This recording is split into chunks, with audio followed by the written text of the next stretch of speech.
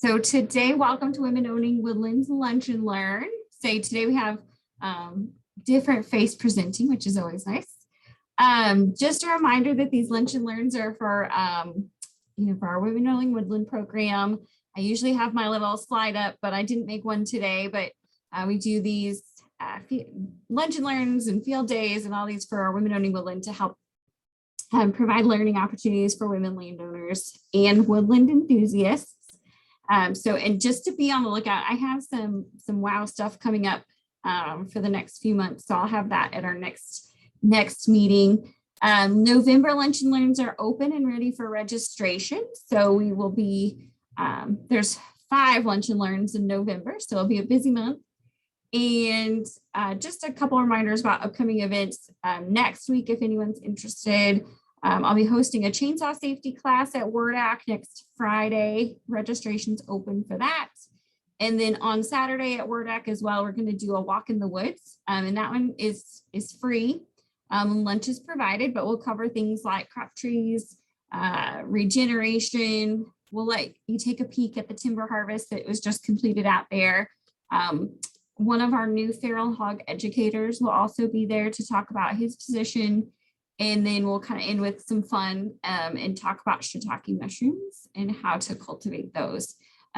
So that, again, Cook Station, it's like the middle of nowhere, but it is a pretty drive this time of year. So if you're up for a Saturday drive, should be a good day. So I'm going to introduce our guest today. So Haley Lockhart is with us, and she is from Quail Forever, Pheasant Forever, and she is a farm bill biologist. And she helps a lot of landowners with management practices specifically for wildlife. So she has a lot to tell us today about some quail habitat management.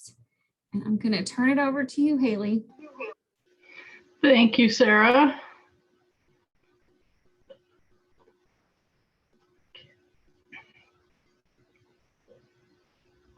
Okay. Do you see my screen? Yes, we can see your PowerPoint. Okay. Perfect.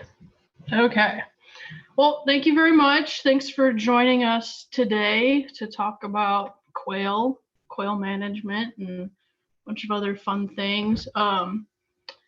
If you have questions as we go through, feel free to shout them out or interrupt me if they're in the chat.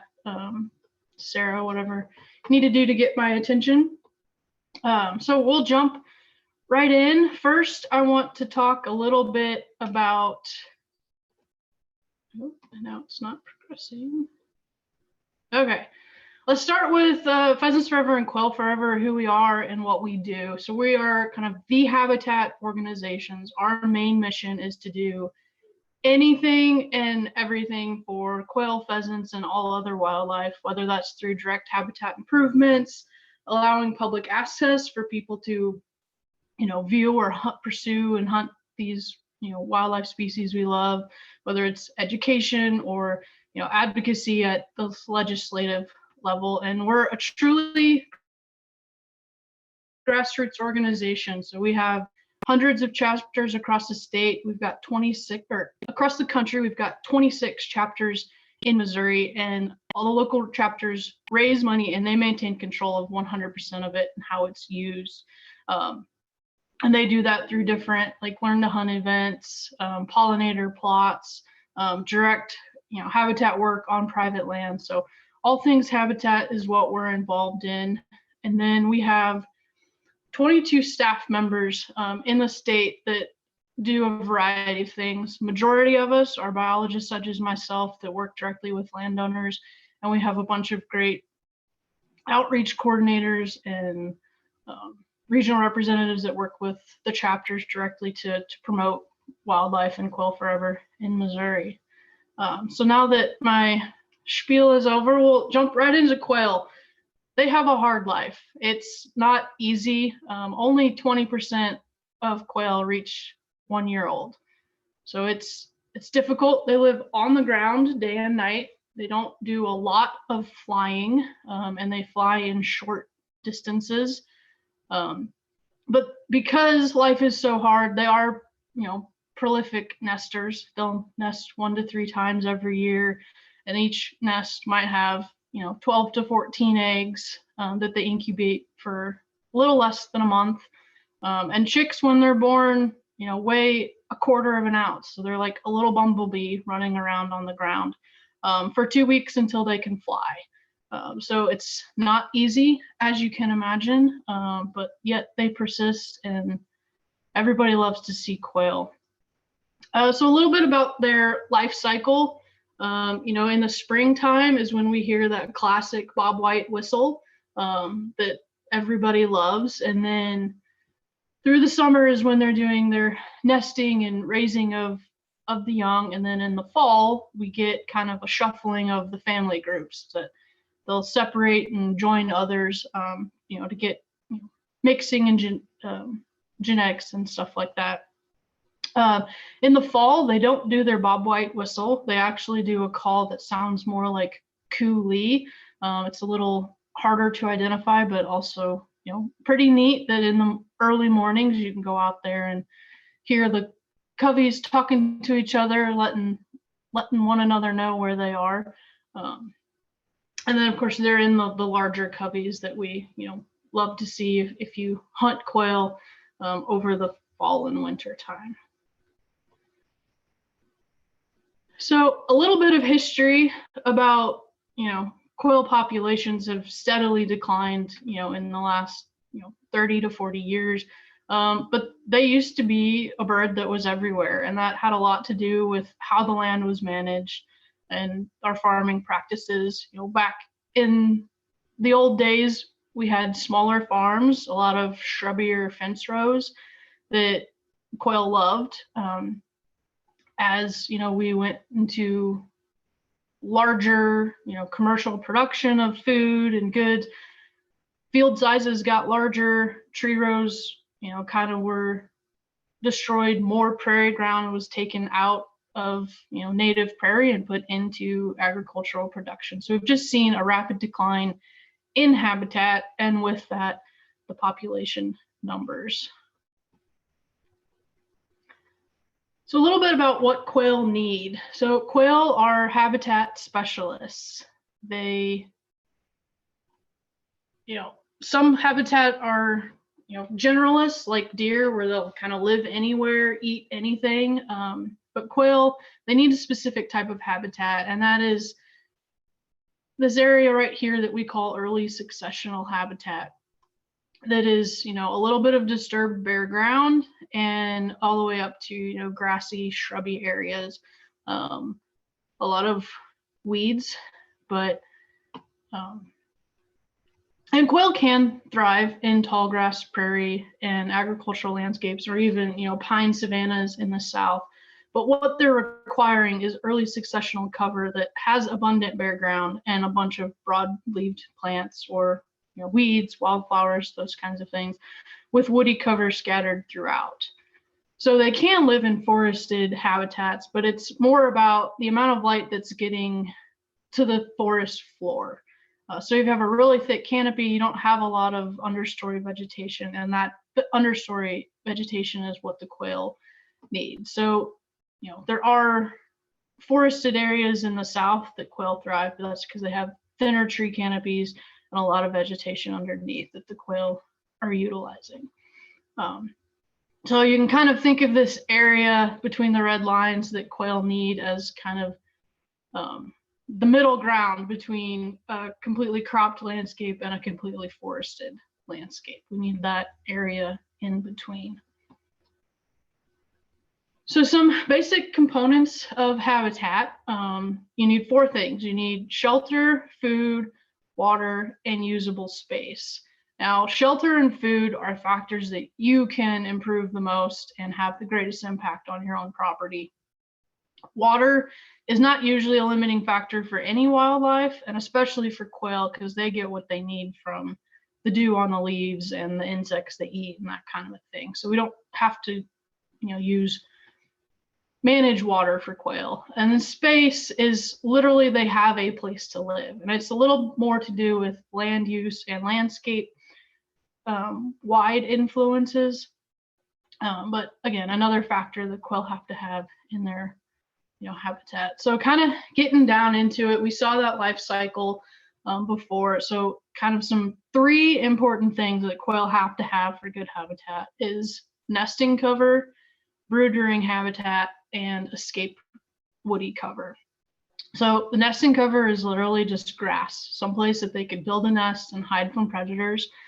Brood rearing, we're talking a lot more about open ground that's got a lot of broadleaf plants, ragweed, wildflowers, those kinds of things that then are attracting insects that is critical diet for young quail as they're growing up. But then those plants are also providing seeds through the fall and winter. And then woody cover is important because it provides protection not only from the elements, but also predators. And you want that scattered every 150 feet or so, because as we looked at earlier, quail don't like to fly very far. They kind of average 150 feet as far as they want to fly. So if you've got cover scattered out, they could be at any point and fly to safety relatively easily.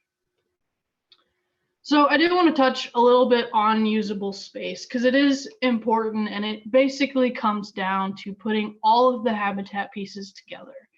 That quail have all the resources they need available to use every day, all year long, basically in one place. They're not having to travel long distances or to new places to get their brood-rearing habitat or their nesting habitat. It's all right there in close proximity. So kind of one way to think about what non-usable space would be is if you say you had a 300-acre field of native grasses and wildflowers, like that's great. You've got nesting, you've got some brood rearing cover, but you don't have any escape cover. So if all you've got is a big wide open 300-acre field, maybe some fence rows along the edge, really the only space that quail can use that provides all 3 of those components would be the edges. If you've got some shrubby fence rows or whatnot. So while you might have a 300-acre field, really quail can only utilize 10 to 20% of that. So that's where kind of putting everything they need all across the landscape becomes important. And this kind of creates more of a matrix that they've got everything they need in close proximity. And when we're specifically kind of looking at one management area, we want about 40% of the field to be your nesting and brood rearing cover, and that is including a large component of bare ground. And then the ever important woody cover. You want 3 to 7 covey headquarters per acre, and what a covey headquarters is just a bunching of shrubby cover or fallen trees, that kind of thing, whatever provides that woody component that they can seek shelter in. So, and it's also important that don't think of nesting and brood rearing cover as separate locations. Ideally, you'll have plentiful nesting cover within brood rearing cover, and then of course in close proximity to woody cover.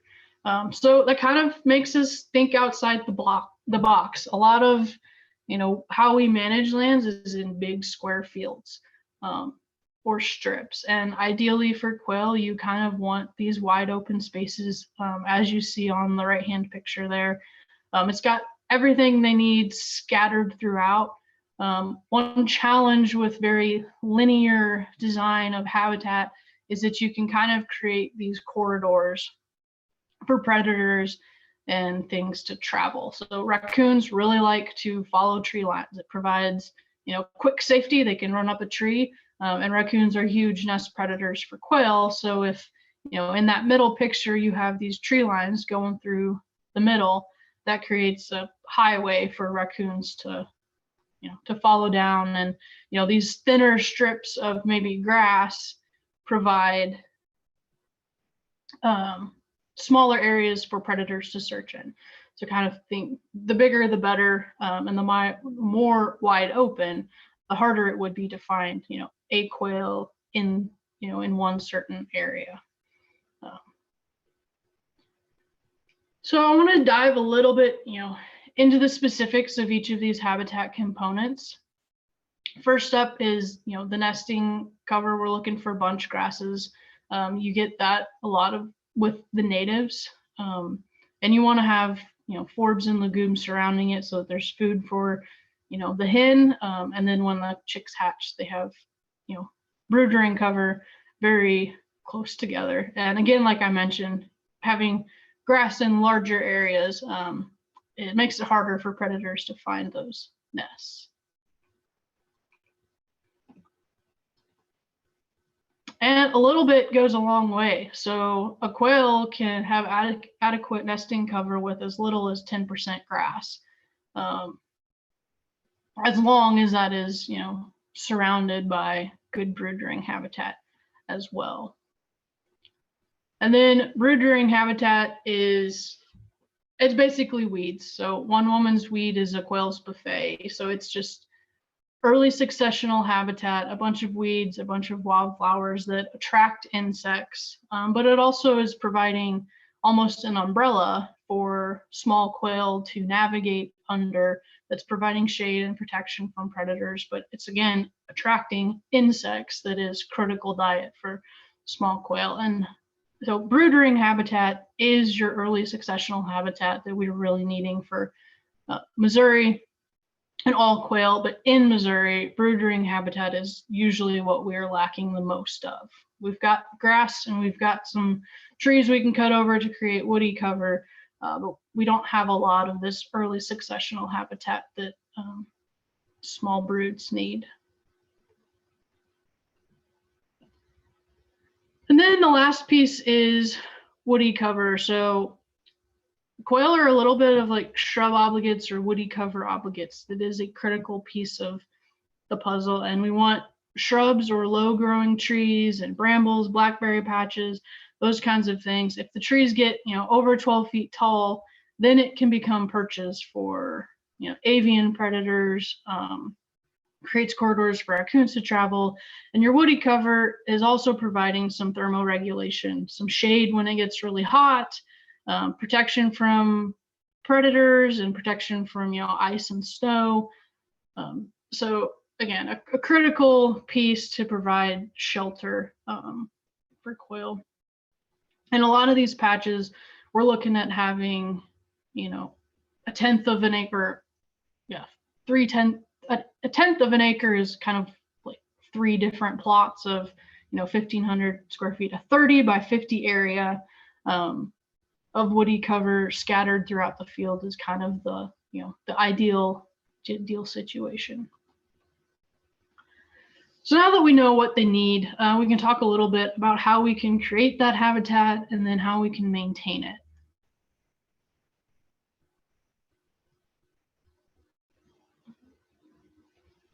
Since my computer froze. So we will first talk about creating nesting and brood rearing habitat. So we do this a lot with native grass and wildflower plantings, which is, a diverse seeding of different native grass species, as well as, 20 or more native wildflowers that, again, create that nesting cover with the grasses. The wildflowers are producing seeds in the fall and winter, and in the spring they're attracting different insects, and also providing, overhead cover. And the important thing is that there's bare ground around this. A super thick stand of native grasses can be just as bad as, a solid field of fescue. If it's too thick for the birds to run around in, it's not, ideal. And again, we want to have this nesting and brood rearing habitat in one place, which is easily accomplished with a native grass and wildflower planting. So to get, native plantings on the ground, it starts with site prep. If it's currently in crop, it's a lot easier to plant, but we do a lot of renovations of cool season grasses that are mostly fescue or brome fields. And with those, you need to at least spray them twice with herbicide to kill them out. And a lot of times we'll recommend that you, maybe mow it down, then spray it, and you could, burn it with a prescribed burn and then spray any regrowth. So kind of a double whammy, trying to get rid of as much fescue and brome as you possibly can. And then continually manage to make sure it doesn't come back. But once you've got your site prepped, you can drill or broadcast your seed in the wintertime. Dormant seeding is usually the best because a lot of these native seeds need the stratification of the, seed coating that occurs when you have the freezing thawing of the ground over the wintertime. Plus, it makes it easier if you do it over a light snow. You can see exactly where your seed is going. And then if you do have to seed it in the spring, you can only drill it because we're not getting that stratification. You need to get direct contact with the soil in the springtime. And again, we want 60% bare ground to start out with, making sure we're getting enough, seed to soil contact so that these things can take off and grow. Also, it's important to realize that these native establishments can take up to 3 years before you really start seeing the all the different plants you've put in the ground. So the first year we kind of say that they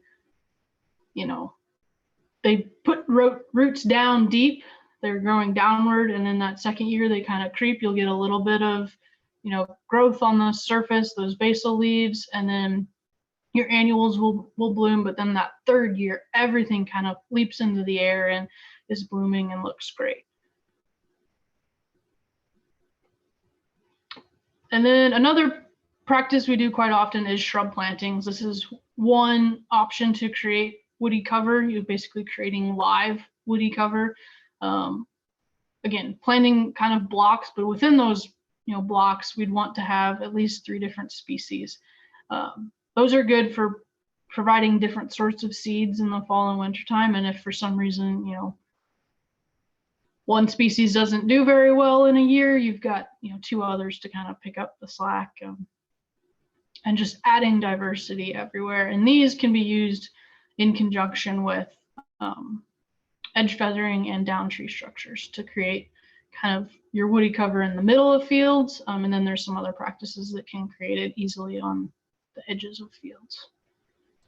So to establish some shrub plantings, it's fairly easy. Kill out what you've got there, and then plant it in the ground. You can buy bare root seedlings for fairly cheap, and they're pretty easy to get in the ground. Sometimes if you've got a lot of fescue and brome, you might want to use like a cover crop of clover or something to make it easy to maintain your planting. And maintenance early on can be quite helpful to make sure you have successful growth of those seedlings. So I mentioned edge feathering and down tree structures. These are basically kind of chop and drop practices that create instant habitat. So along a wooded edge of a field, we can go in about 30 feet and cut down trees about waist high and let them fall over and just loosely kind of stack upon each other and create instant woody cover. And we're not talking really dense brush piles either. You want to think about throwing a basketball on top of the pile, and if it would, shuffle and fall down to the bottom, a quail could escape easily.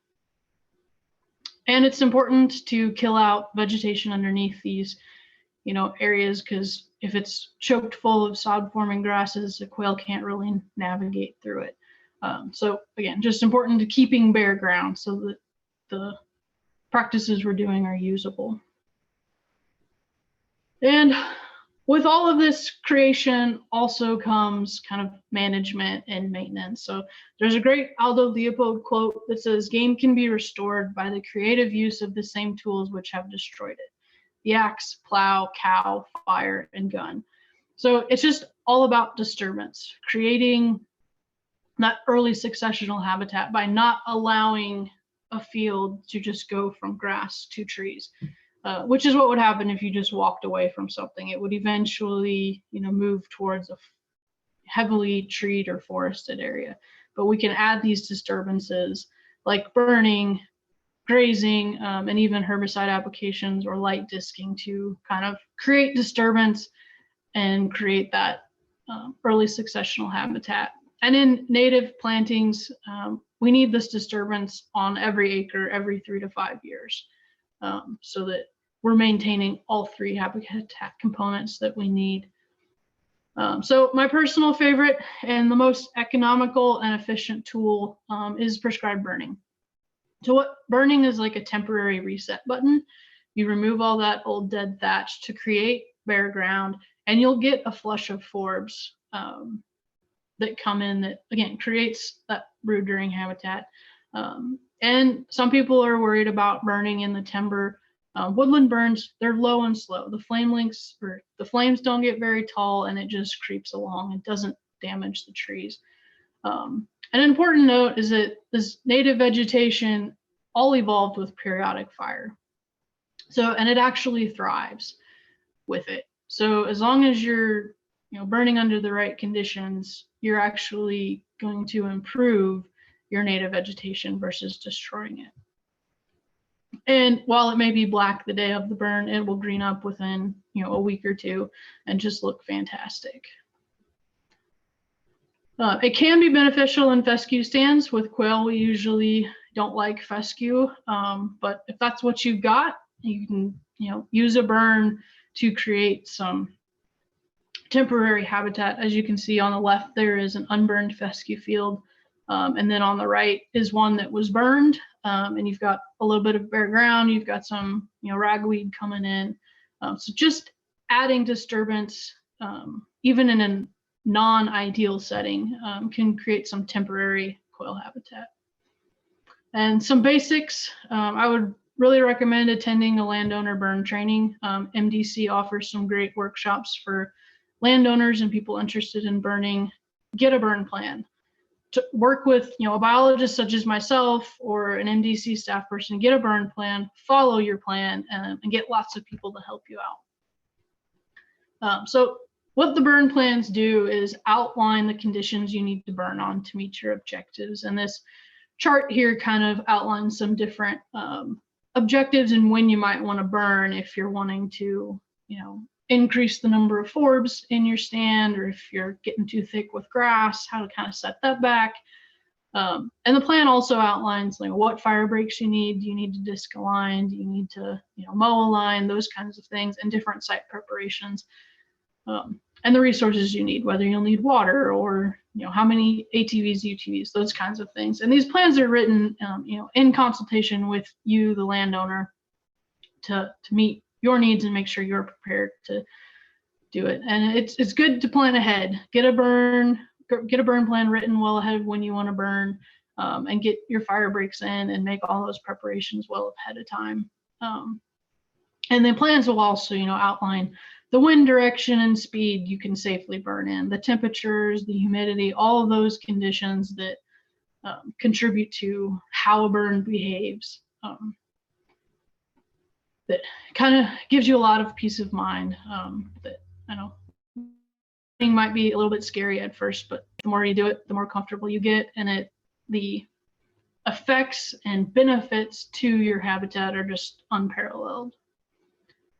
And another great tool for managing native grasslands and pollinator plantings is prescribed grazing, because just the nature of livestock moving through a field kind of creates these different levels of disturbance, as you can see in that chart. Really heavy use areas create more bare ground or really short grasses, but the fewer cows you have out there, the taller, shrubbier it can get. But also just in terms of in a single field, you get a lot of more bare ground, like near watering locations. The farther you get from that, you get a little taller, shrubbier. So cows do a great job managing grasslands for quail, as long as your stocking rate is, at the right level. Overstocking and overgrazing just doesn't create great habitat. And then you can also try, rotational grazing or patch burn grazing that is moving that disturbance around a field or around the landscape. And then the last two management practices we use a lot is, disking, which is, mechanically creating bare ground. You get that flush of ragweed that everyone needs. And like, while we might be sneezing in the fall and miserable, the quail will be feasting. It's attracting some insects. It creates a bunch of seed that quail and turkeys, love. Deer will even nip off the ragweed leaves. But you do need to be cautious if you have invasive species in your field. Disking can just exacerbate the problem. So you want to be careful in that regard. And then along with disking, you can also do spraying. As you can see in this picture on the right, you get a massive flush of forbs by killing out that thicker grass or vegetation. And with all these management activities, we want to rotate them. We want to rotate where they occur on your field, as well as the time of year that you're doing disturbance, because depending on when you burn, you might be encouraging forbs or you might be encouraging grasses, and then moving that location around the field or around the property. With disking and spraying, we recommend doing it in strips or blocks so that over the course of 3 years, every acre has been treated, but you're doing a different section every year. And just diversifying the practices you use, the time of the year you do it, creates diversity in habitat. And that's really what we're looking for. It's just getting disturbance on the ground that creates that flush of forbs, the bare ground, the early successional habitat we're lacking. And it can be accomplished in multitude of different ways. And I would be remiss if I didn't touch on invasive species control. Noxious and invasive plants can really outcompete the native plants that quail evolved with and prefer, as well as reducing your plant diversity and the available forage and cover. So on the top left there is Sericea lespedeza. The top right is teasel, and then the bottom you have an autumn olive plant. And there's quite a big list of invasive plants that are in Missouri, but these are some of the big ones that I see. And I want to specifically touch on Sericea lespedeza. So it's pretty bad, especially in southern Missouri. You see it a lot of long roadways, but it is just moving north rapidly. And you can identify it by, if you hold the leaves up to the light, you'll see a little point up here, but also the veining on it looks a little bit like fish bones. So that's one way to identify Sericea lespedeza versus some beneficial natives. There is a slender lespedeza, and some prairie clovers might be mistaken, but those characteristics are pretty definitive of Sericea lespedeza. And really, the only way you can really get ahead of it is with herbicide, spraying it in the summertime, when it's growing. Burning can be a good tool to use with herbicide, but if you only burn it alone, you're actually forcing germination of seeds, and you might create a bigger problem. But if we burn, force that germination, and then hit it with herbicide, you can actually knock out a lot more plants in one swoop. So I want to touch just very briefly on cost share. So all of these great, habitat improvements, whether you're creating it or maintaining it, costs time and money. But there is a lot of cost share available at the local, state, and federal level. A lot of the programs, it's kind of a one-time payment to implement it, and then you move on. But there are some programs that provide kind of annual payments for maintenance, such as CRP. You get an annual payment to remove sensitive crop ground and plant it into grass. But the state level LCAP, that landowner and community assistance program, is through the Missouri Department of Conservation. That is anything to benefit wildlife, fish, and forests. So it's a great option for landowners, especially with smaller projects. And then the Habitat Challenge Grant is a partnership with MDC and Quail Forever chapters to get quail-specific habitat on the ground. So some great options to help you pay for this, great conservation work. And I do want to briefly kind of give some examples, just to put it together, make it a little more real world. So the first property here is one field that's being converted. It was cropped, it was then converted to cool season grasses and grazed by horses, and now it's just used for, fescue hay that's cut in early July after, the farmer has their corn and soybeans in. So what we're doing in this field is trying to, increase our hay and forage quality by doing part of the field, this orange area on the right, is being converted to native grass species to be used as hay. And then that purple area there along the tree line and railroad tracks is a native wildflower planting, specifically for quail and wildlife habitat, and then incorporating some edge feathering there with the red stars also. So trying to maintain productivity, but also increasing our wildlife value on the fields.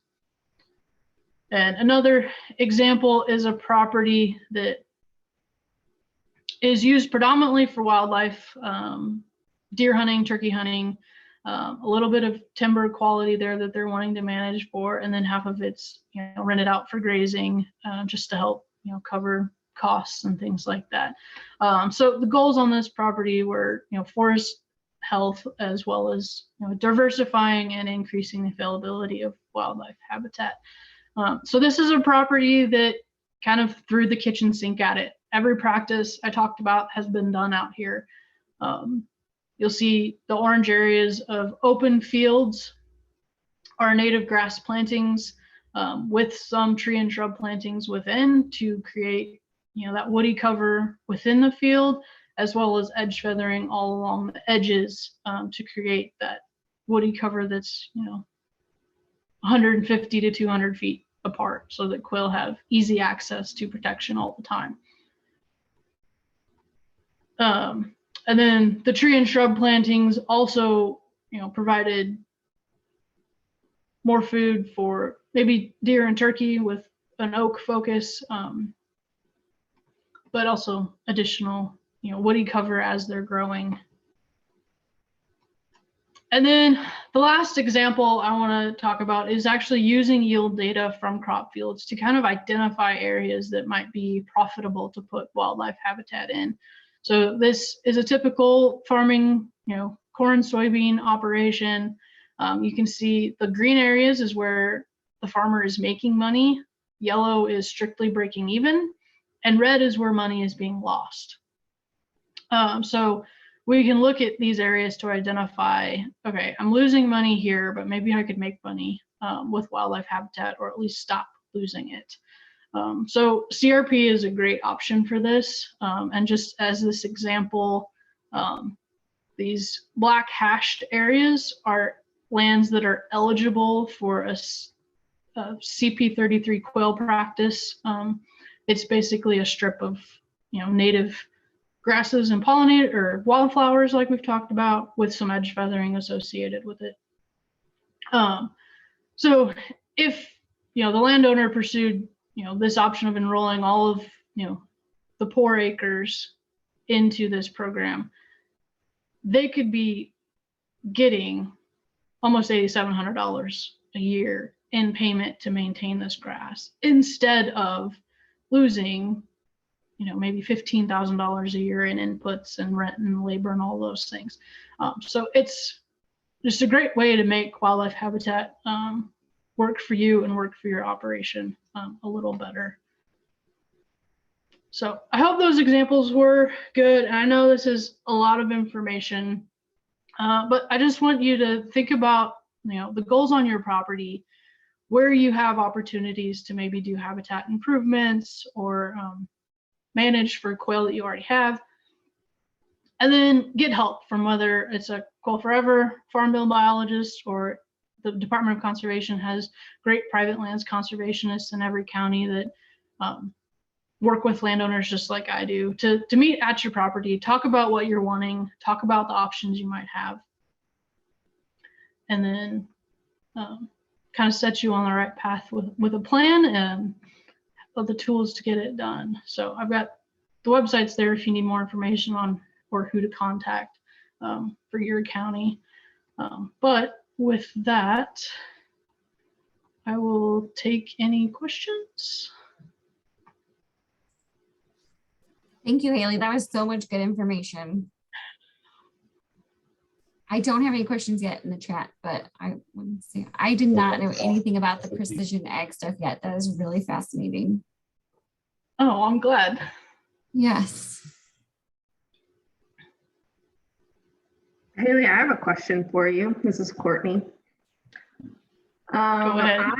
I was curious, how many acres does a person have to influence quail? Like, can it be small? Does it have to be large? What would be your input on that? Well, I like to say 1 acre at a time, and the conservation radiates, but with quail specifically, we kind of look at 40-acre chunks. That's kind of what could hold and maintain, a covey or two if you have all of those elements together, and that 40-acre area is kind of what we target first. But I would never dissuade you from small acreages either. We need all the habitat we can get. So. Sure, and I would imagine a lot has to do with what your neighbors have too. Yeah. Thank you. Yeah, What I are some have examples of some shrubs, some native shrubs you were talking about planting? Yeah, so gray dogwood, false indigo, I'm drawing a blank now.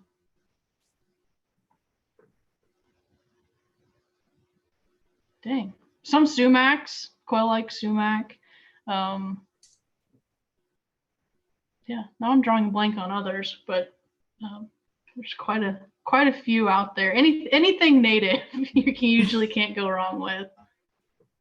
I think MDC's nursery has some good like shrub packages that are meant for wildlife. Yeah, and even blackberries. Nobody likes to walk through blackberries, but quail do like them if you can keep them from getting out of control completely. But provides berries and seeds and cover as well.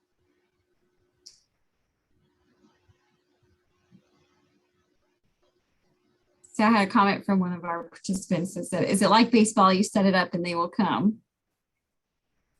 A little bit, as long as you have quail, in the area, it is a little bit of if you build it, they will come with quail. But of course, if you're building habitat in the middle of a metro area, they may not show up because you just don't have quail in the general vicinity. But yeah, if you've got a few quail in the area, they will seek out the best stuff pretty quickly.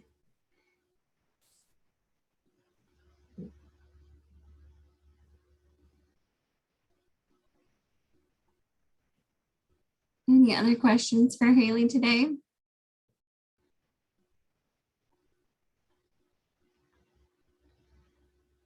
It looks like you're off the hook easy today.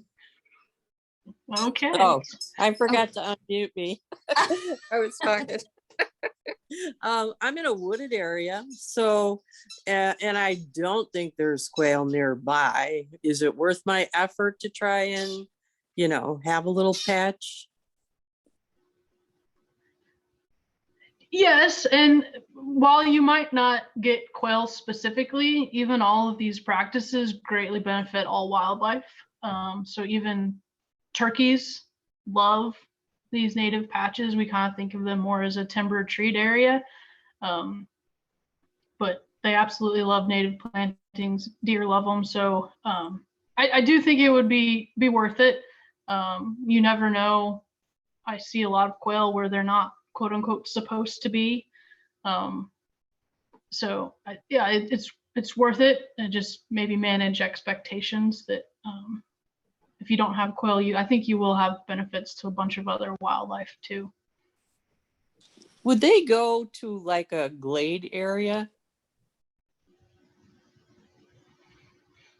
Yeah.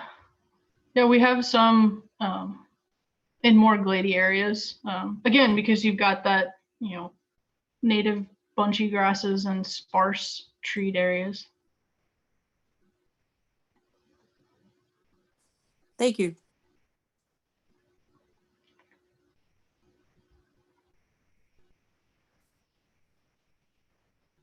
Any other questions for Haley? All right, I think you're all done. Thank you so much for joining us today. Oh,